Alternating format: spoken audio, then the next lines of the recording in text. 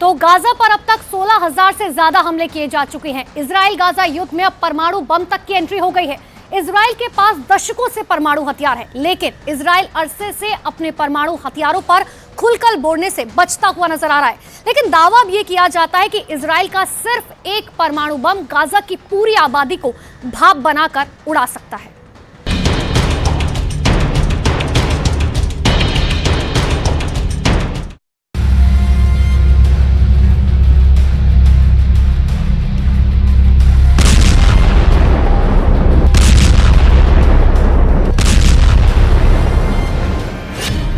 परमाणु हमले का विकल्प नंबर 1।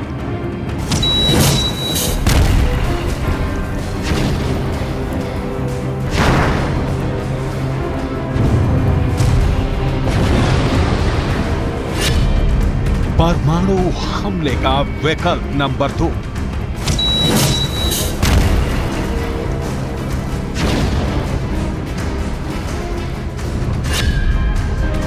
परमाणु हमले का विकल्प नंबर 3।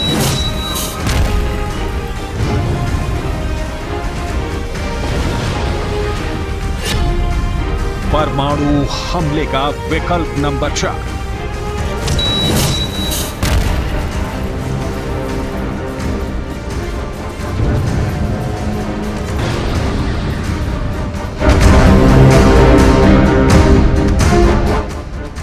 गाजा में परमाणु हमले के इस चारों विकल्प में से किसी एक विकल्प का इस्तेमाल अगर इजरायल ने किया तो वो होगा जिसे देखकर पूरी दुनिया दहल जाएगी।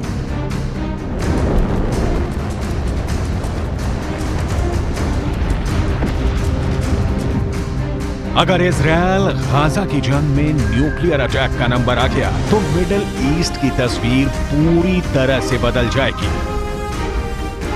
गाजा में अगर इजरायल ने परमाणु बम गिरा दिया तो पूरा का पूरा गाजा वीरान हो जाएगा, वहां की धरती बंजर हो जाएगी। गाजा में बिखरे मलबे में एक ऐसी आग लगेगी जिससे सब कुछ भाप बन जाएगा। उस परमाणु हमले के आगे इजरायल की तरफ से गाजा में हो रहे ये धमाके भी बहुत छोटे साबित होंगे। ऐसा हम क्यों कह रहे हैं? इसकी कई ठोस वजह हैं। परमाणु धमकी नंबर 1। इजरायल के मंत्री अमिहाई एलियाहू ने गाजा पर परमाणु बम से हमला करने का भी विकल्प बताकर खलबली मचा दी है। परमाणु धमकी नंबर 2। इजरायली सांसद टाली गोटलिएव ने हमास के खिलाफ युद्ध में परमाणु हथियारों के इस्तेमाल पर विचार करने को कहा है। परमाणु धमकी नंबर 3। इजरायल के प्रधानमंत्री बेंजामिन नेतन्याहू ने प्रण किया है कि इजरायल ईरान को परमाणु बम से दूर रखने के लिए पूरी ताकत लगा देगा। लेकिन अपने मंत्री अमिहाई एलियाहू के गाजा पर परमाणु बम से हमला करने वाले बयान पर बेंजामिन नेतन्याहू ने कड़ी प्रतिक्रिया दी है। नेतन्याहू ने गाजा पर परमाणु बम से हमले के विकल्प को सिरे से खारिज कर दिया है। नेतन्याहू का कहना है अमियाही एलियाहू का बयान वास्तविकता पर आधारित नहीं है।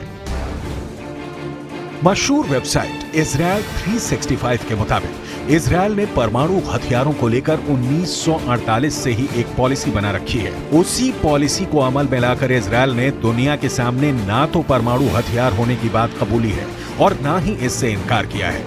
ये बात अलग है कि हर कोई जानता है कि इजरायल के पास कई बेहद खतरनाक और एडवांस्ड न्यूक्लियर हथियार हैं। अब तक किसी इजरायली प्रधानमंत्री ने यह नहीं माना कि इजरायल के पास एटमी हथियार है। इसी पॉलिसी को आगे बढ़ाते हुए नेतन्याहू ने भी गाजा पर परमाणु हमले के विकल्प को कोरी कल्पना करार दिया है। वहीं इजरायल के मंत्री के परमाणु हमले वाले बयान पर रूस ने सवाल खड़े कर दिए हैं। रूस ने कहा है कि इजरायल को अपनी न्यूक्लियर स्टेटस बतानी होगी, क्योंकि इजरायल के मंत्री का बयान कई सवाल खड़े करता है।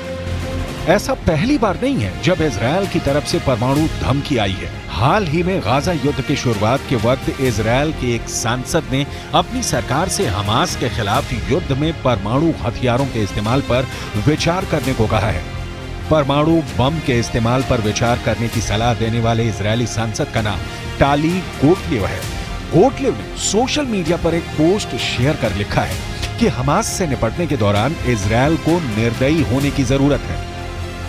टाली गोटलीव ने अपनी पोस्ट में लिखा है, केवल एक विस्फोट जो मध्य पूर्व को हिला देगा, इस देश की गरिमा, ताकत और सुरक्षा को बहाल करेगा। ये प्रलय का दिन छूमने का समय है। सोशल मीडिया प्लेटफॉर्म पर टाली गोटलीव ने इजरायल के जेरिको मिसाइल का जिक्र किया है।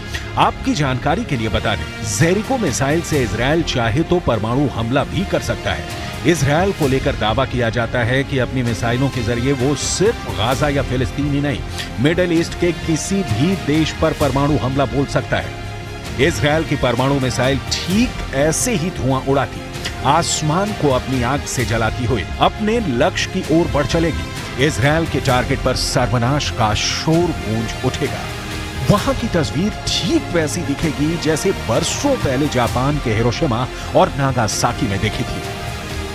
पूरी दुनिया को यह यकीन है कि इजरायल के पास परमाणु हथियारों का जखीरा है। माना जाता है कि इजरायल समंदर से लेकर जमीन तक से मार करने वाले परमाणु हथियारों से लैस है। लेकिन इसका ऐलान कर इजरायल अपने दुश्मनों को अपनी ताकत का अंदाजा नहीं लगने देना चाहता।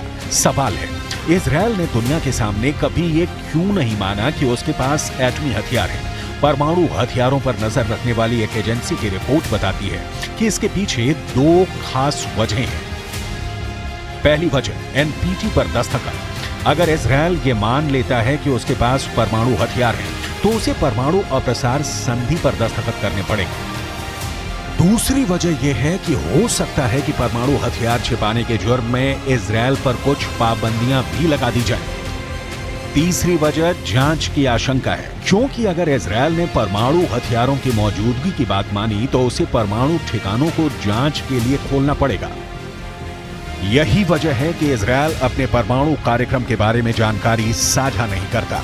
ऐसे में उसके पास कितने हथियार हैं, इसका आकलन लगाना मुश्किल है। लेकिन दुनिया भर के परमाणु हथियारों पर नजर रखने वाली संस्था Stockholm International Peace Research Institute की एक रिपोर्ट के मुताबिक इजरायल के पास करीब 90 परमाणु हथियारों का जखीरा है। इनमें से 30 ग्रेविटी बम हैं, जिन्हें लड़ाकू विमानों के जरिए निशाने पर गिराया जा सकता है। 50 परमाणु बम जेरिको बैलिस्टिक मिसाइल पर लगाए जा सकने वाले बम हैं। दावे के मुताबिक इजरायल 6 डॉल्फिन क्लास की पनडुब्बियों से भी परमाणु हमला बोल सकता है। माना जाता है कि ये बम यरूशलेम के नजदीक एक सैन्य अड्डे की गुफाओं में मोबाइल लॉन्चर्स के साथ रखे गए हैं। हम आपको इजरायल के सभी परमाणु ठिकानों की सटीक लोकेशन बताने जा रहे हैं, लेकिन उससे पहले इजरायल के न्यूक्लियर पावर से जुड़े रहस्य को जान लीजिए।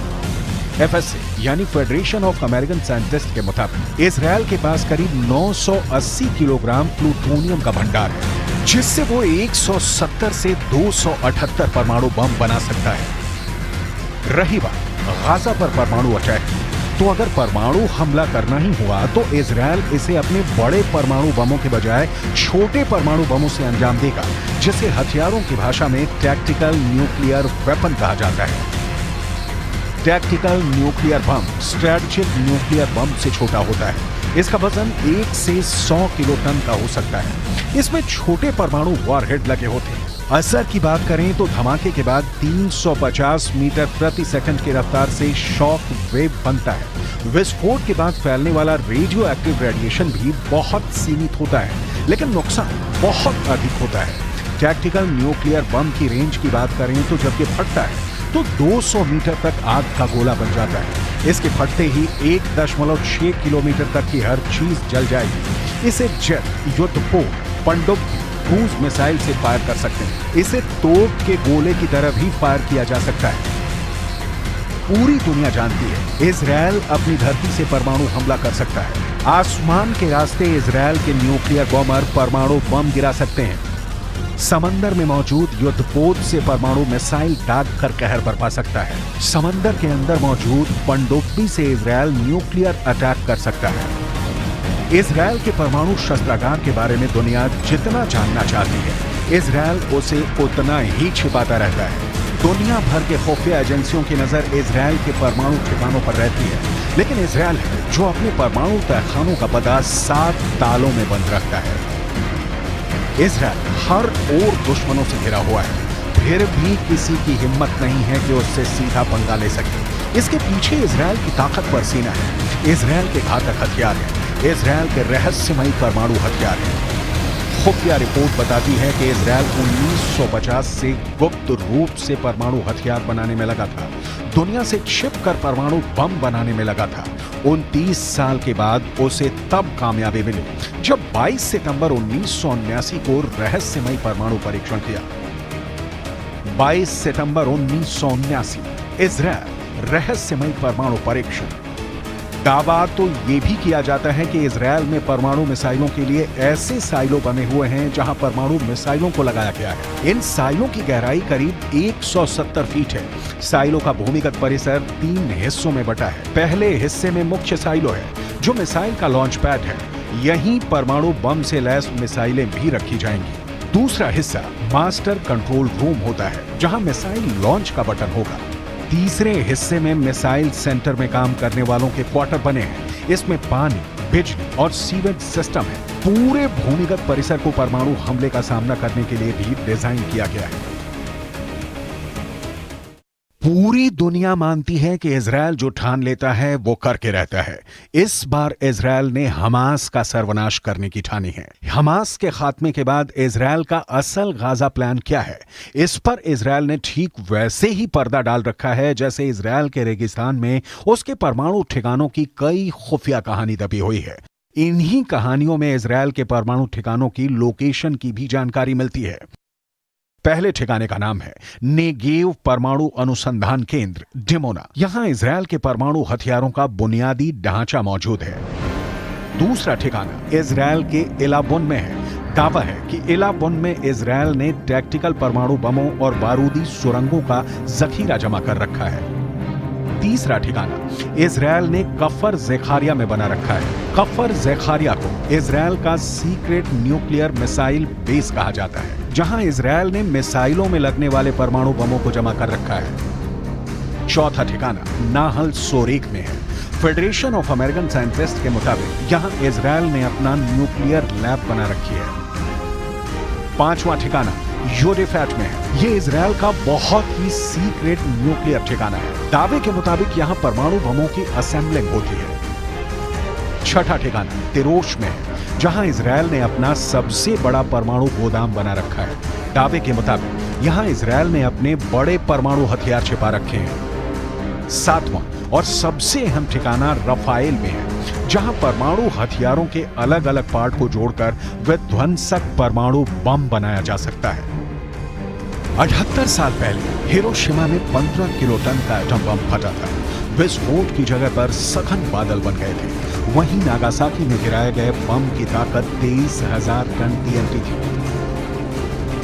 जिसके चलते उनका मशरूम क्लाउड 28,000 फीट यानी 8.5 किलोमीटर ऊंचा बना था। तकरीबन दुनिया की सबसे ऊंची चोटी माउंट एवरेस्ट के बराबर। माउंट एवरेस्ट की ऊंचाई 29,000 फीट यानी 8.8 किलोमीटर है। युद्ध में परमाणु बम का इस्तेमाल सिर्फ एक बार दूसरे विश्व युद्ध के दौरान जापान के खिलाफ हुआ था। हिरोशिमा और नागासाकी पर परमाणु हमलों के बाद जापान घुटनों पर आ गया था और दूसरा विश्व युद्ध समाप्त हो गया था। ऐसे में अगर इजरायल गाजा पर अपने छोटे परमाणु बमों से हमला कर दे तो गाजा का नक्शा ही बदल जाएगा।